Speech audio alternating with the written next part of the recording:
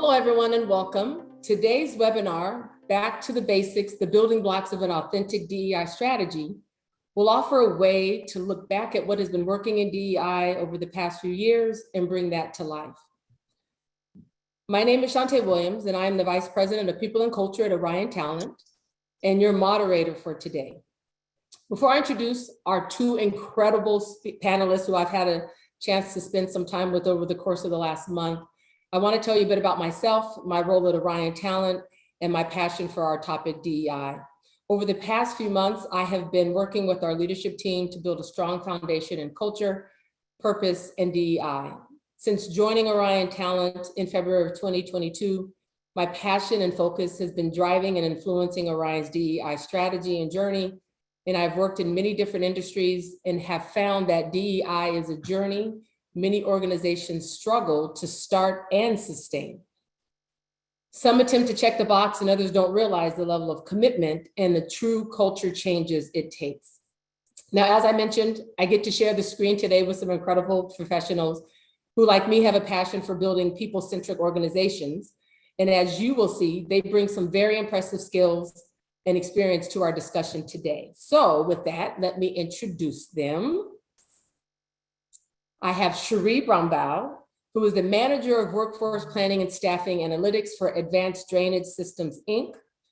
Now, I know most of us here on the panel and out in the audience have extensive HR and workforce expertise, but how many of us know or get to work with a workforce planning and staffing analytics expert?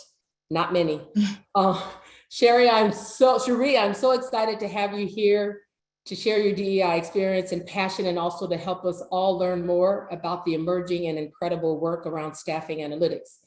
Could you please share with our audience a bit about yourself and how DEI work became important to you and central in your career? Yeah, thank you, Shante, for the introduction. As she just mentioned, my name is Cherie Brumbaugh, and I use she, her pronouns. My first love in formal training is actually in mathematics. And I just so happened to fall upon a career in HR about a decade ago. HR is my second love. But I spent that time, about that decade, using analytics to help support HR strategy in manufacturing as well as in nonprofit organizations. So while I haven't worked directly in a DE&I role, that lens that I bring to HR has afforded me opportunities to partner with DE&I professionals and introduce ways to develop data-informed DE&I strategies and initiatives. So, and then on a personal note, just as a professional and an HR professional with a vested interest in actually seeing DE&I succeed, a lot of my passion in this space is around not just using data to measure and push diversity efforts, but also to raise awareness to how data can be used to inform equity and inclusion efforts as well. Thank you, Cherie, for that background. Our second panelist is Chris Moreland, who I happen to know very well and have gotten to know in the last few months as well. He is the Chief Diversity Officer and Managing Partner for Diversity Crew, as well as an adjunct professor of DEI at SMU's Cox School of Business Career Management Center. Chris, I'm going to guess that some people on this call may have already had the pleasure of hearing you deliver a keynote address on one of the DEI or storytelling subjects you often cover for businesses and organizations nationwide.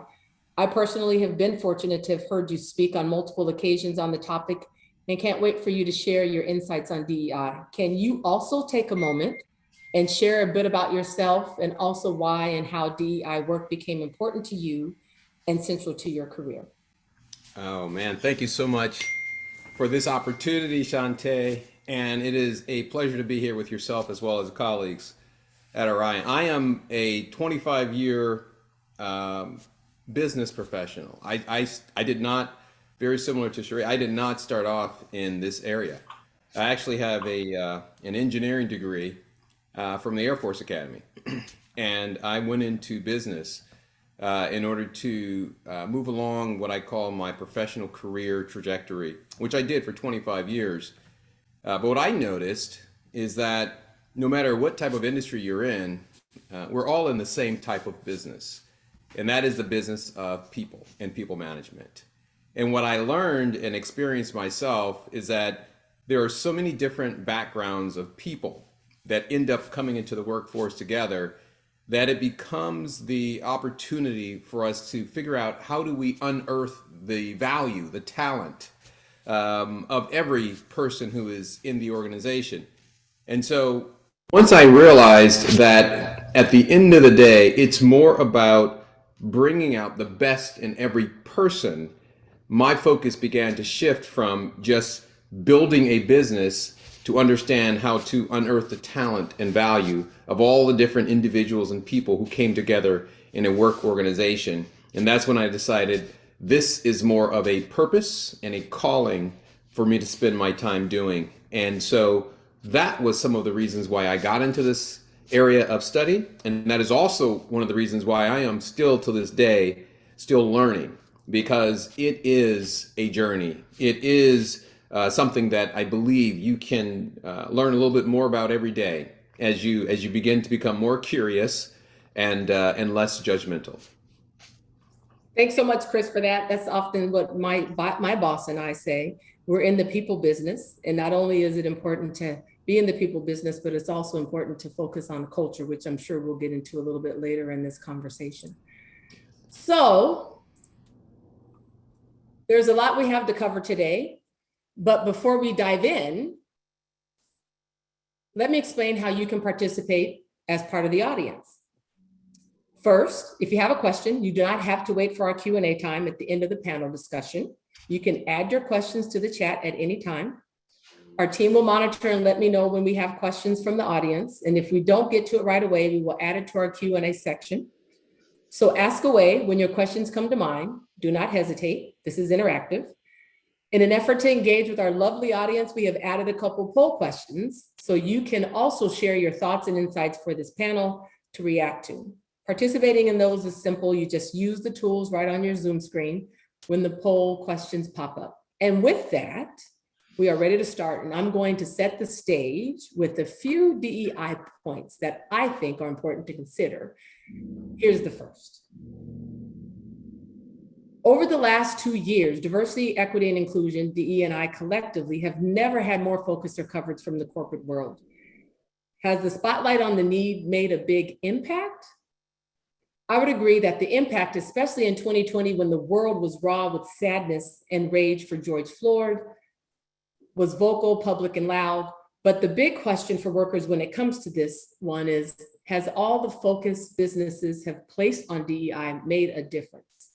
I would say it's a mixed bag, and I think you hear that in the marketplace as well. I know I have those conversations with all my leaders on an ongoing basis. But for example, this 2022 study from Catalyst on the risks of performative DEI found that a large majority of workers, 75%, say that their organization's racial equity policies are not genuine. That's a pretty heavy amount of people who see the work their organizations are doing as performative. Check the box DEI work rather than genuine work designed to drive not only change, but sustain change. I would love to look at where our audience is today as it is when it comes to DEI authenticity and effectiveness with two very quick polls. First poll, do you feel your organization's DEI policies are genuine? Just a simple yes or no, or even a third if we don't have any. We'll take a couple seconds to get your answers and collect them and react to them.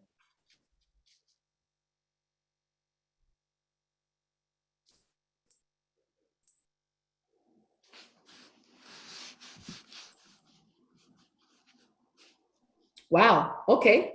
So now we see what you guys think about your policies being genuine. It's pretty high percentage, 58%. So let's see what you think about policies being effective. Two different questions.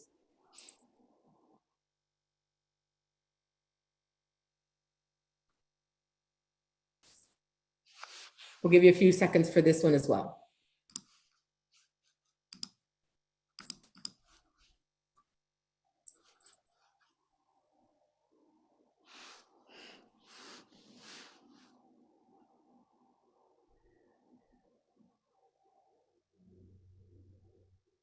Wow. So it says that your guys' responses is yes, some impact, the majority, I'd say, or I wouldn't say majority, but 48% of you all say that yes, they are having some impact. So based on your experience, that first data point we looked at regarding 75%, we were fairly close with that number, that they feel like their programs are genuine with their DEI programs. What are your thoughts on that state of DEI today? Where are we right now? Chris, let's start with you. You know, I think, first of all, I love both of these questions because they're very different in nature, and they're also somewhat, I'll just say, subjective in responses. Because depending upon who you are in an organization, you may have a different feeling about these questions and these answers, because your experiences in that organization may be very different than others' experiences in an organization. I think the data is very accurate. I believe that the data that we just did on this survey is a microcosm of the country, the macrocosm, and the way people are experiencing and feeling DEI. Here's something that I noticed about DEI that I think is pretty consistent across most organizations. I have yet to walk into an organization or have a conversation with a person who couldn't say that there is something about DEI that we really need to do, learn from, and even potentially make some changes. Because I think that's a pretty consistent feeling in this country right now, fueled by a lot of the things that have happened in this country over the last couple of years.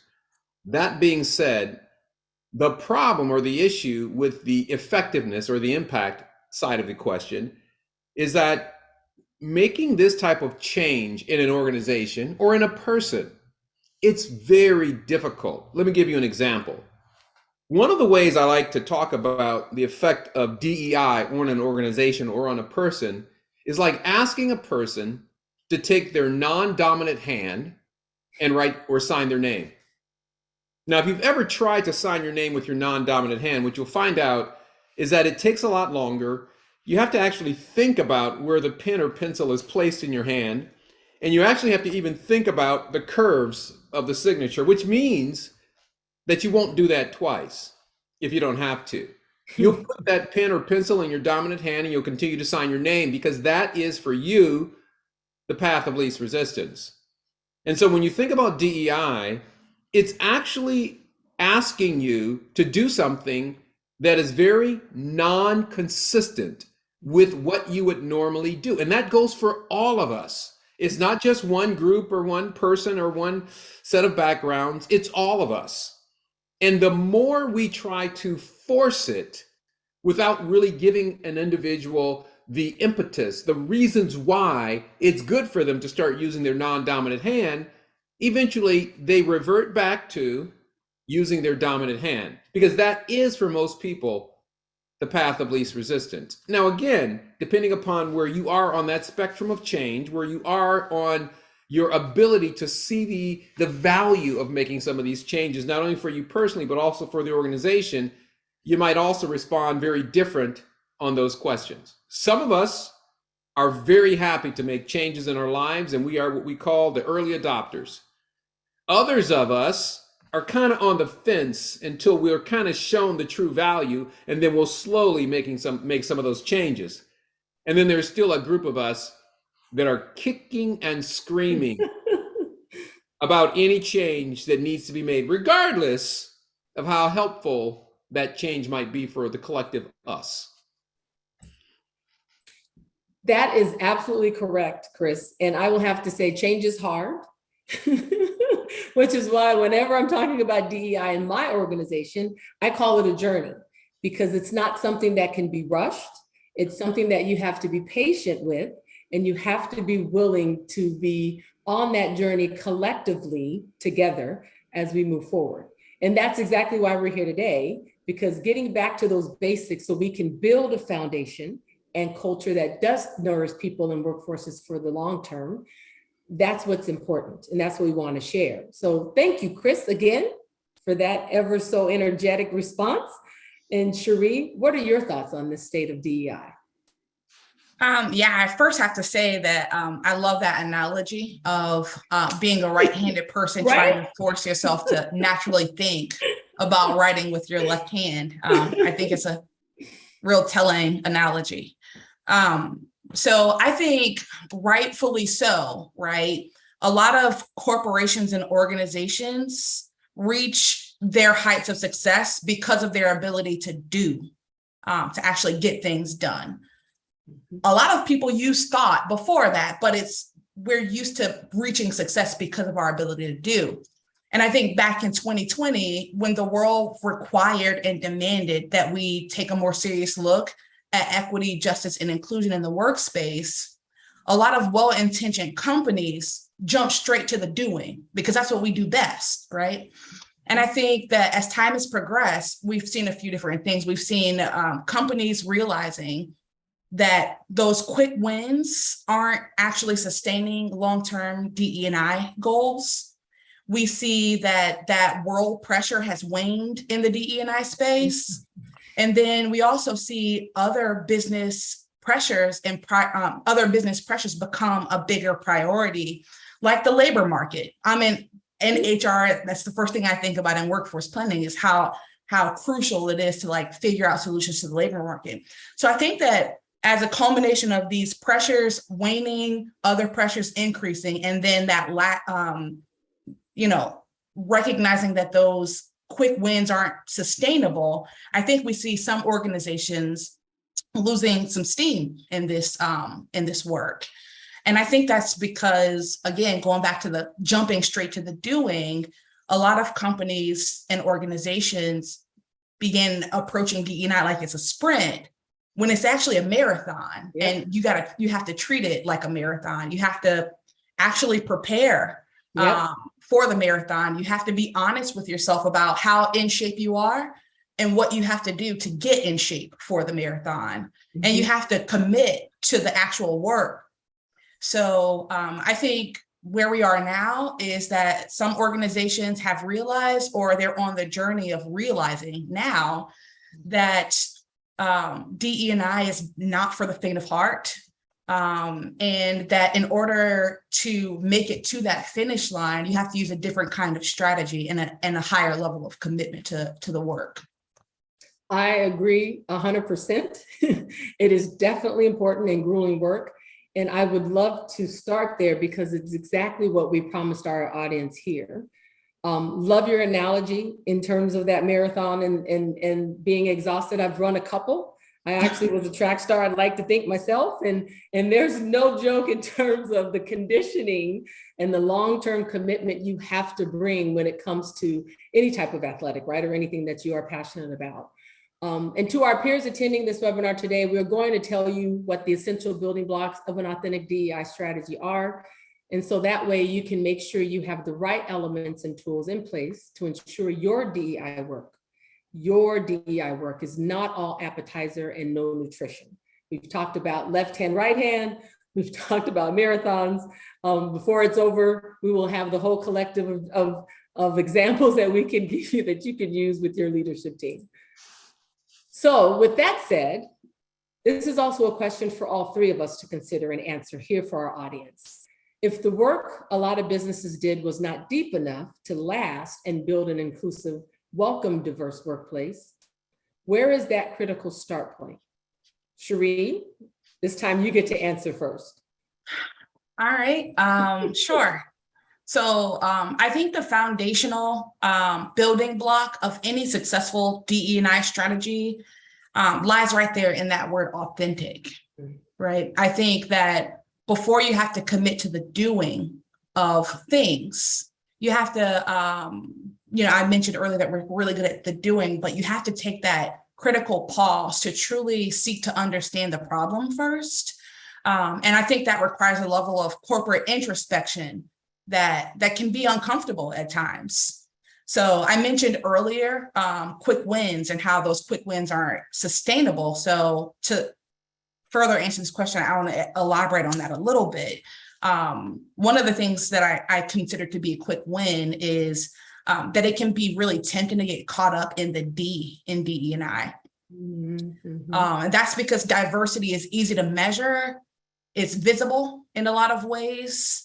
And if you focus on the D, then you get that quick sense of accomplishment because you can see it, you can feel it, and it feels like you did something.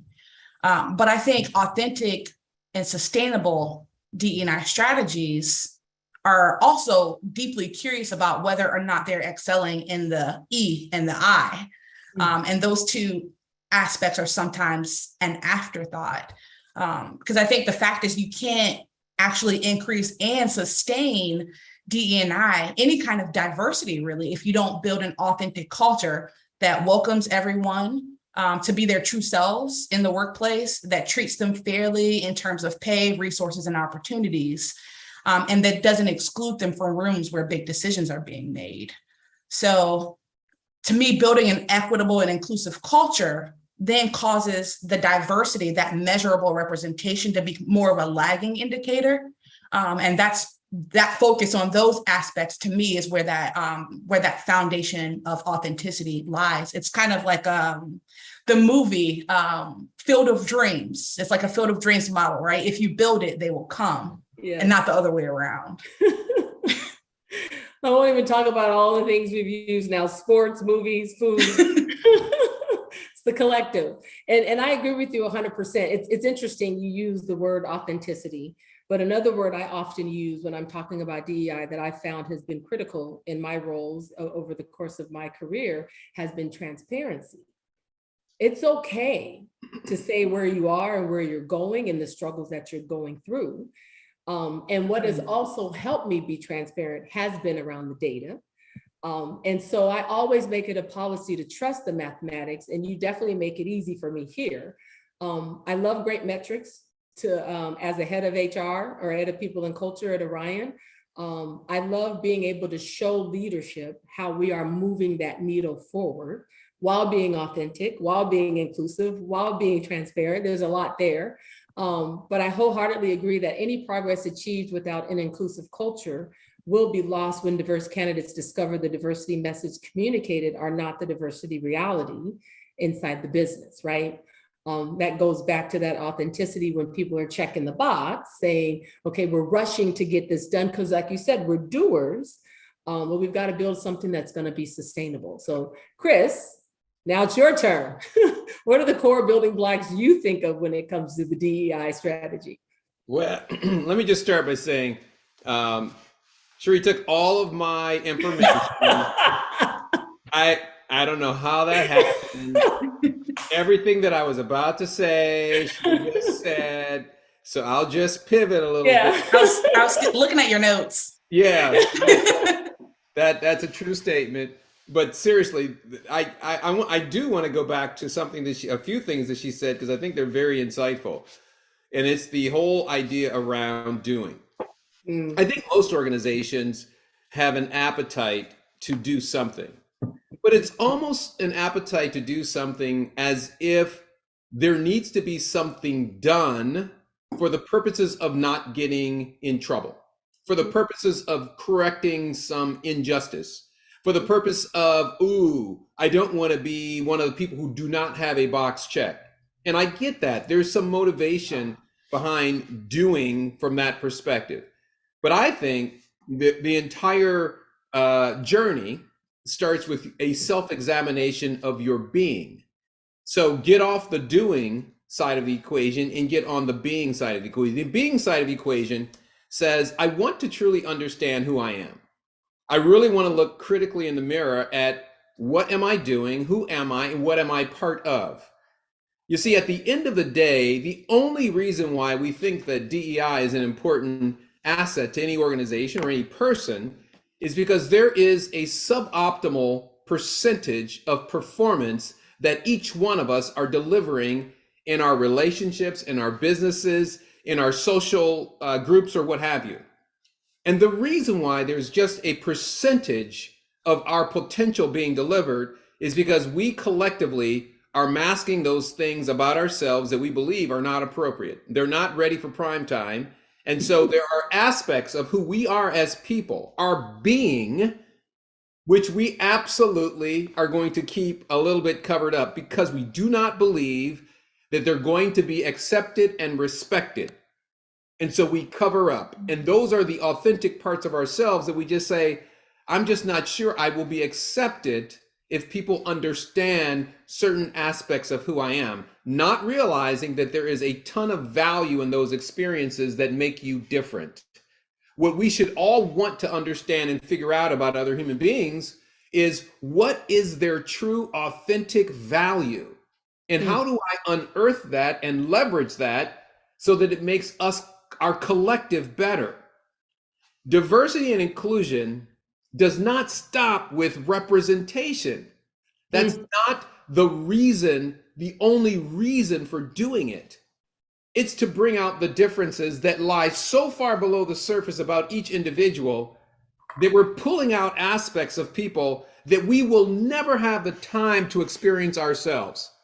And so I love the analogy of stop doing, thinking that you're just going to check the box and get credit for having done something. We went through that in this country back in the 60s and 70s when we created a lot of laws that made it illegal for you to mistreat human beings.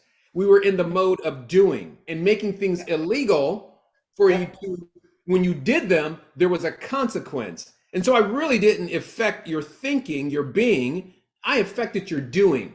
I made it illegal for you to do certain things. And in the 21st century, we have to transition to that of being. Why? Because at this point, we're down to about 15 to 20 years before this entire country is diverse. And when I say diverse, I am talking about from both an age, ethnicity, background, culture perspective. Religion. The people who will be inhabiting our organizations, our companies, and our families are going to look very different.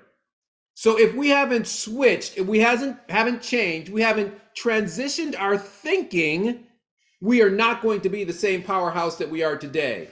Here's a great example. Blockbuster thought they had it figured out. Blockbuster as a company thought they had it figured out. They were hesitant to change. They did not want to keep up with the environment that was changing around them. Today, you can go to Oregon and see the very last Blockbuster store that is still standing. There used to be 2,000 across the country. Today, there's one. You can go to Bend, Oregon, and you can see it. You don't want to be Blockbuster. You don't want to be irrelevant because you were so tied to the doing, the things that you thought made you successful, never examining the being, the things that actually make you truly valuable and powerful. They come from your connection with and your investigation of the other human beings that sit around you and help you do whatever you're doing. But you have to have those connections. You have to have the ability of rethinking your own personal being, how you think, how you act, how you react, the questions you ask. All of those things are part of the change that needs to go into this DEI strategy. So those are all great points, Chris. As I sit here writing feverishly on what I need to take back, even though I've been almost doing a roadshow on DEI. But those are things that we've been talking about at Orion Talent, right? It's change and thinking differently, whether it be regards to our DEI, whether it be with regards to our culture, our engagement. There's just so many things that, as you said just now, that challenge of change and thinking differently, and oftentimes is what prohibits an organization from moving forward. So that's always core with regards to my conversations. And we need employees who live the experience of the workplace and the culture to also have a strong voice, right? It's not just about coming in, it's not just about the leaders, it's also about having those employees, which is why at my organization, at Orion Talent, we've created a diversity advisory committee that is allowing the employees to bubble things up. It's their experiences, right? It's everything that they're doing and experiencing in the workplace and outside of the workplace that we're allowing them to bring in to make Orion Talent that employer of choice. So whose perspective should have a greater weight in that as well? You know, some of those things, and those are such great questions to remember. And I think it lends itself to another poll question. Is your business mission any key voices in the, is your business missing any key voices in the DEI conversations? We're going to give you a couple seconds. It is multiple choice, so not just one has to be answered. It'd be interesting to see what all comes out.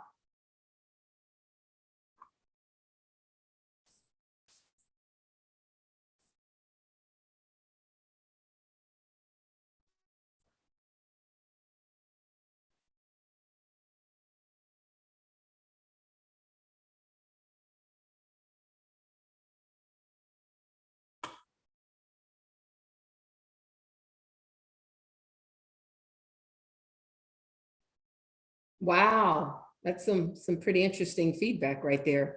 With the people with disabilities, interesting how that one is 14 out of 20 people responding. Really interesting. Thank you all. Thank you all for weighing in. It's such a tricky challenge to make sure all voices are heard and still make progress. So thank you guys. Now we have time for one more question for each of you. And I would love to focus on your areas of expertise. As if they thought that all we were sharing earlier was your area of expertise. We just have so much to give, right? Let's start with the math. And you, Cherie, that is your special place of expertise, and we'd like to hear from you. So let's go back to the math. I think we can all agree that tracking and measuring DEI progress is still important to DEI success, although we've talked about many other things. It's even a building block, but how do you effectively apply your data skills to DEI work? And how would you suggest other businesses do the same? Yeah, I think great question. I'm going to start off with this discussion that you just led us into about metrics and kind of go from there. One of my favorite, I'm gonna start off with a quote actually. One of my favorite data quotes in business, specifically data quotes in business is, I have plenty of favorites, but specifically in data used in business, one of my favorite quotes is, you manage what you measure. Have you ever heard that quote? Yes, I've definitely heard that. You manage. Why I'm so into data. Yes. Yeah, exactly. You manage what you measure. And a lot of people use this quote as a form of encouragement to measure things, right? And I think that's really important. I think, you have to measure things, and data provides you the opportunity to prove things out. So yes, it is definitely an encourage to measure things, but I also use this quote as a cautionary quote, because I'm a firm believer that if you don't get your key performance indicators right, you'll end up spending a lot of your time and energy managing a metric and completely miss the actual root cause of your gaps. And then on the flip side, or I guess maybe not flip, but like in addition to that, missing your root cause, you can also create adverse impacts by focusing on the wrong KPI, that like adverse impacts that you hadn't considered. So I'm gonna give you a quick example, very simple one that you guys can all relate to. Let's say that in your organization, your key DE&I metric is the simple and basic diverse representation, right? Let's say that your key metric is simply diversity.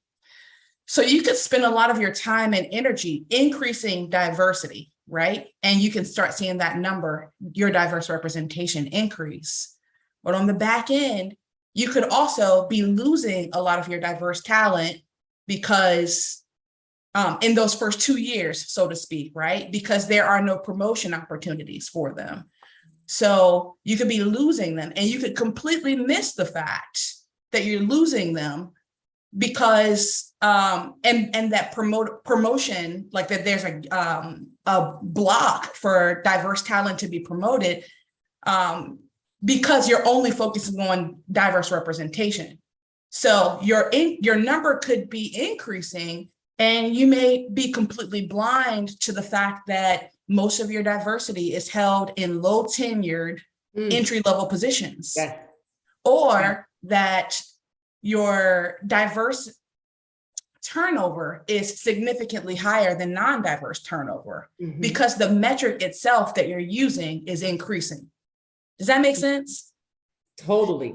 So my recommendation as far as using data in business or in this, like for data informed DE&I in general, is don't start off by establishing metrics. And I get that question a lot. What metrics should I be using? My recommendation is don't start off by establishing metrics. Start off with data exploration in equity and inclusion spaces. So how do you do that? Wow. First, a simple audit. I'm going to call it simple, and I know I'm being a little flippant, right? What data does your company have over the entire employee life cycle? Anything from applicant tracking data all the way through to termination is fair game in this space, right? If your company's collecting it, and if there's a way to tie diversity or demographics to that data, then it provides you with an opportunity to understand how equitable your company is. So number one, just understanding what data you have. And then when it comes to inclusion data, there are a lot of different schools of thought about inclusion data as far as what makes the best form of inclusion data. But the most common and widely accepted and used data in this space is engagement survey data, right? Engagement surveys and pulse surveys. So while I started off by saying the first step is to understand what data you have, I do want to caveat that by saying that this is the one do that I'm saying do, is if your organization is not collecting engagement survey data, this is that, like, you can't measure inclusion without hearing from people.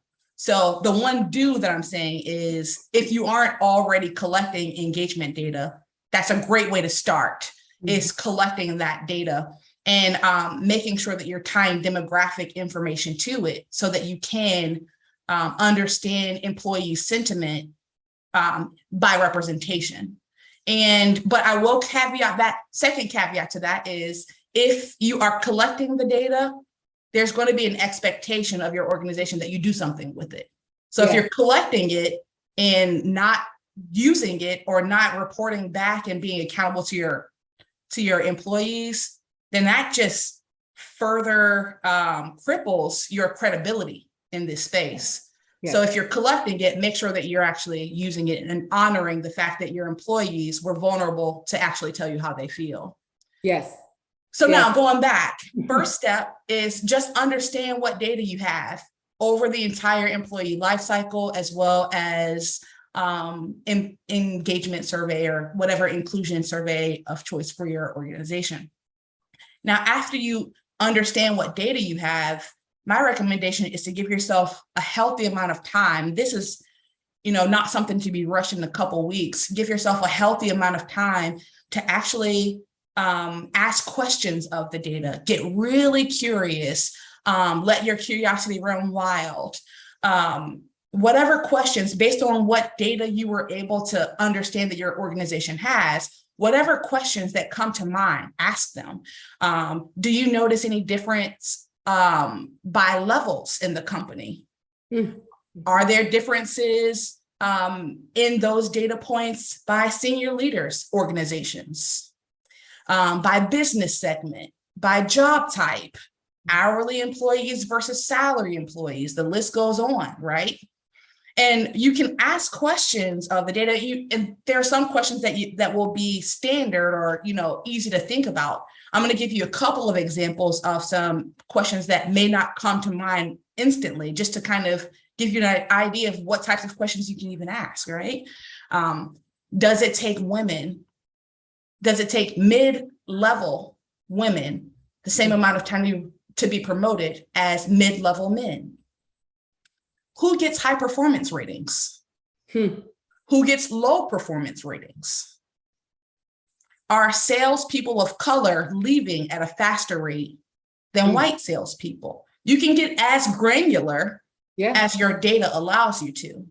And really, the objective here is to ask, I mentioned earlier, corporate introspection, right? And this is that space where you're using your data to help you to understand some of your weaknesses and areas of opportunity. And I'm saying all of this as if people are comfortable with and used to exploring in data, but I guarantee you that Excel will not break. So if you're exporting data into Excel and you don't know what you're doing, file save as, that undo button, it won't break. So there's really no danger in giving yourself permission to just explore. Right. And through this exploration process, the hope is that through this process, you can identify trends and themes and become evident of those weak areas in your organization, and then figure out what your top priorities are. So maybe in your organization, there's a lot of diverse representation at the lower level, and you need to figure out how to get it in your senior level positions.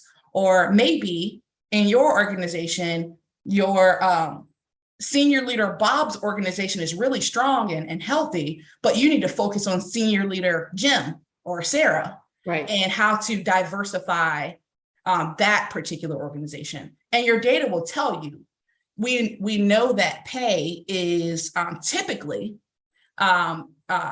informed, or let me rephrase that, performance typically informs pay in a lot of organizations. But if your organization is giving the high performance ratings to certain pockets, that's something to consider.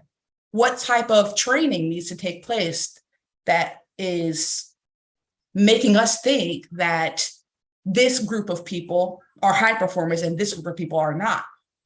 So it's just actually giving yourself permission to explore the data will open up for you those vulnerabilities in your organization. Now, after that exploration period, and again, the goal of that is to be able to identify those top priorities, right? So now that you have those top priorities that you've identified in the data exploration, now it's time to choose a select few number of metrics that will help you manage those actions. So instead of jumping straight into the developing metrics, you're allowing that data exploration to inform which metrics to select for your organization. And I mentioned earlier that diversity is more of a lagging indicator, but it's still just as essential to measure. So when I say that, I don't think that there's any way to get away from measuring diverse representation as a key metric. But using this method, it gives you those leading indicators of what my priorities should be and what those measurements are and those goals for those top priorities as a leading indicator. And then on the back end, you have your lagging indicator of diverse representation. And for your organization, maybe diverse representation is across the board, the entire organization. And then for another organization, maybe their diversity metric is focused on mid-level seniors and above. And that's okay. However, makes sense for where your organization is most vulnerable in that space. And last thing I'll add to this discussion, and I know I'm kind of breezing through it really quickly, is that this is a sort of rinse and repeat model. It's not something to be done one and then never do it again. My recommendation is that you create the space to do this data exploration prior to whatever your company's business planning cycle is, so that whatever you identify as a priority in that data exploration can then help inform your actual focus items in your business strategy. And for your company, maybe that's every few years, and for a different company, maybe it's 4 years, who knows, but. Wow, Cherie, thank you so much. That was such an eloquent and detailed response. And I appreciate you giving us the permission to go out there and do data exploration, because oftentimes you go in, you sit in a room, they say, oh, just go give me some numbers. And then they take those numbers and they just kind of like throw all those numbers on the wall, and we just, regurgitate those numbers, and that's it. They don't go any deeper into that data to say, like you said, how many people at the lower level are really more diverse than your higher level. Let's look at the mid-level, and all that promotion information you gave is spot on to the conversations that I have had with my leadership as well. And I could not also agree more with you on the importance of having, understanding, and sharing data as well as utilizing employee engagement surveys as a mechanism for building those connections, right? Oftentimes, we go in there and we don't ask our employees what they're thinking. And if we do, we kind of glaze over it. And I feel that there is so much to learn from that data. And it's also great, that reminder that you gave, that when you ask, you have to expect that those employees are going to want to know what you're going to do with that data and how is that going to move forward. So thank you so very much for that very detailed explanation in regards to business effectively using data in the DEI workspace. And so, Chris, part of your job as a DEI expert and strategist is to help leaders develop better paths forward. What is some of the best advice you can give to today's leaders when it comes to being authentic around DEI? And even if what you can give to the panelists or the people who are participating that they can take back to their leaders with regards to being authentic around DEI. Right. So let me just start by saying, thanks for not asking me the question about data, because I mean, after that, I just want to go home. I'm just like, that was a very thorough answer. Thorough. And I mean, she is like, wow, we need to talk after this is over. Yes, we need to. You've got some serious skills there, obviously. When it comes to leadership, or when it comes to what are some of the things that really will allow people to lean into this topic, here's a very visual example of where I think this work needs to really transition. Too often I listen to or am part of panels like this, and the individuals who are talking look like us, right? And so There's no surprises that you have two women who look like they may be African American and one man who looks like he may be African American talking about DEI, as though this is a topic which is contained to certain demographics. I think one of the first places that this topic needs to go, especially for leaders across the board, is to understand the experiences outside of their own. And what I mean by that is, the reason why it seems quite natural for any one of us to be on this panel is because of our experience base. Our experience base actually allows us to gravitate toward this topic a lot more naturally, as though it's part of our DNA. What I would recommend is that any leader, and again, regardless of your background, both racially, culturally, ethnically, spiritually, politically, it doesn't matter. One of the best things that I believe leaders can do today in order to begin to move toward this topic a little more fluidly is to expand their experience base. It's very difficult for me to talk as though I were something that I'm not. It's difficult for me to do that. It's just like for a leader who doesn't necessarily have the same set of experiences that any of us have, one of the best things that leader can do, in my opinion, is to understand the experiences that they have never had. Here's a couple of examples. I spent the first 10 years of my professional career in the military. And so when I talk about my military experience to other individuals, if you've been in the military, a lot of times you can relate, because you know exactly what it means when I say we're in a foxhole or we're eating rations. Like that's language that if you're in the military, you're like, oh yeah, I know exactly what you're talking about. But if you've been a civilian your entire life, you're sitting back going, what is he talking about? I don't know what a fox would be doing in a hole. And I'm really not sure what a ration is. I've never gone to a restaurant and ordered a ration. So what is he talking about? Those experiences can be easily explained and allowed for other people to understand exactly what I'm talking about, what I'm referring to. And the same exact thing happens for any leader who is stuck or limited, I'll say limited, in their own set of experiences. So for instance, Right now, I reside in Dallas, Texas. There is a large population of people who I work with here, do business with here, who have lived here, who have gone to schools here, who have families that generationally have lived within like a 3-mile radius, and they believe that their experiences are enough to allow them to be in leadership roles. The disconnect there is that as a leader, you're going to be interacting with people who have very different experiences than yours. Some people did not grow up in Texas. Other people did not go to a Texas-based school. Other people have lived in 5 or 10 different states before they came to work for you. But you are still required and accountable to bring the best out of all of those individuals and people who have a different set of experiences than yours.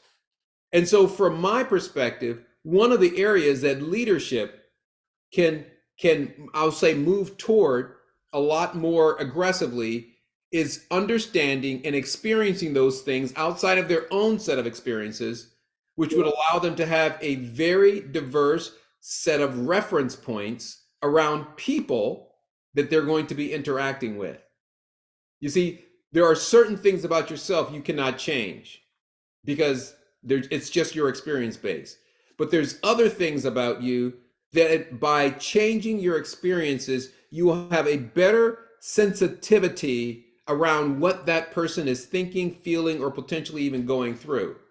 And through those experiences, it would allow you to connect with human beings in a much more intimate way. But without those experiences, you're going to discredit the perspectives, the experiences, and potentially even the backgrounds of people that are just different than yours. Wow, that was also a powerful, very eloquent and detailed response. So thank you, Chris. Oftentimes we think that our experiences or even going beyond our experiences is as important as everything else that we're bringing into, which again goes back to that D in diversity. So, well, I'm sad to say that I need to wrap up our talk so I can open the floor to questions. But before I do, I want to leave our audience with some takeaways that I feel from our webinar team today and think can be useful, in establishing those essential DEI building blocks. They are embrace the marathon or journey, as I like to say, as Chris advised us. Don't expect quick fixes or one-shot wonders to deliver on diversity. Invest the time and be okay with not having all the answers. This is why I often refer to DEI as a journey. Build an inclusive culture by doing the work it takes to create workplace where diverse employees can want to work, stay, advance, and succeed. Survey the right people and ask the right questions. Again, use surveys and town halls and other insights to collect the data that you need to measure in an effort that you are not making DEI decisions in a vacuum. Again, data exploration, that's what that should say. And then finally, give as you take. Give back to the communities you are relying on to improve your DEI strategies and results. And now it's your turn to pose some questions. Audience, I see that the chat has been heating up during our session. What would you like to know from our panel?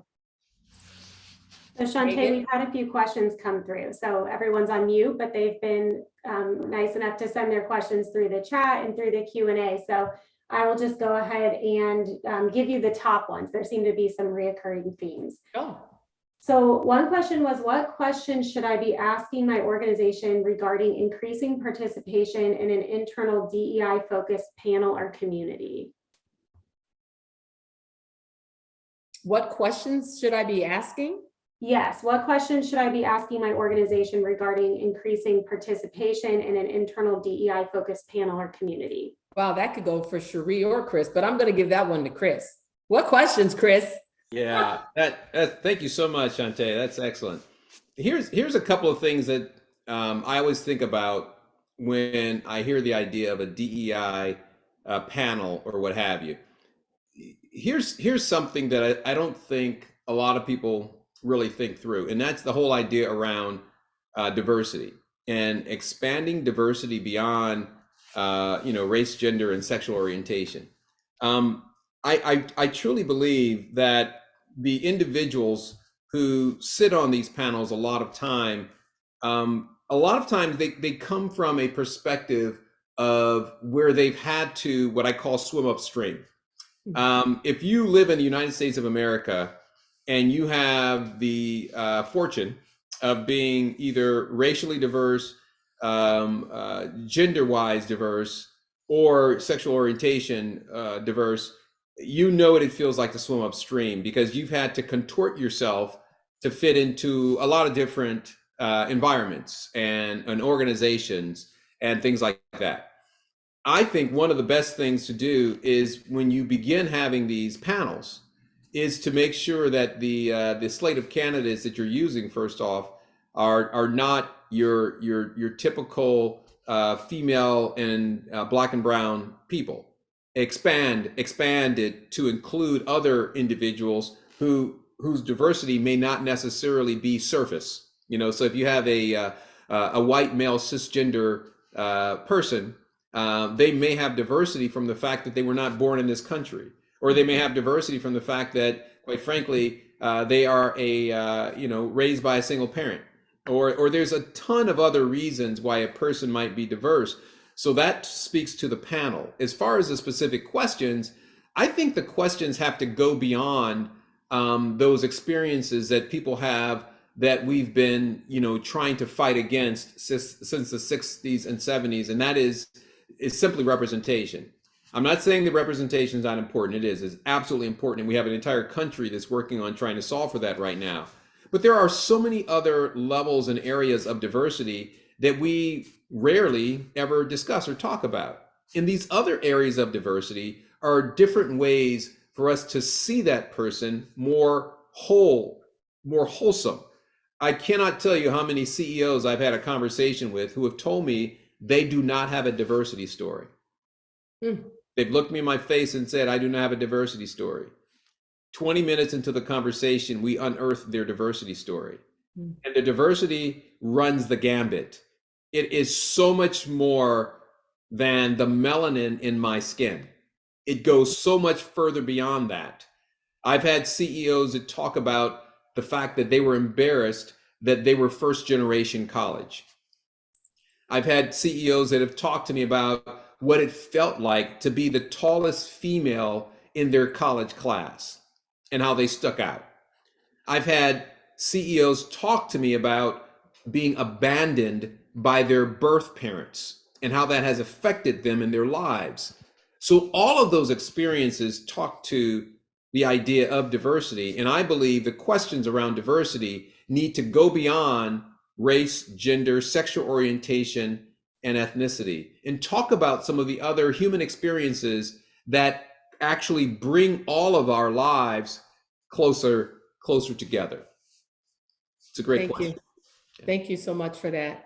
So with that, we're going to need to wrap it up. If you guys have any additional questions and like to reach out to us, by all means, look for Chris Moreland on LinkedIn, or Cherie Brumbaugh.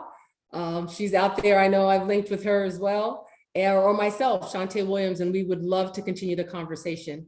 Well, that is all the time we have. And thank you to everyone who joined us today. And a special thank you to this incredible panel, Cherie and Chris. I hope you all learned a lot. I know I did, and I thought I was somewhat of a decent expert. But we will be sure to keep you informed of the next event in our Orion Talent webinar series. Thanks, everyone, and have a great afternoon.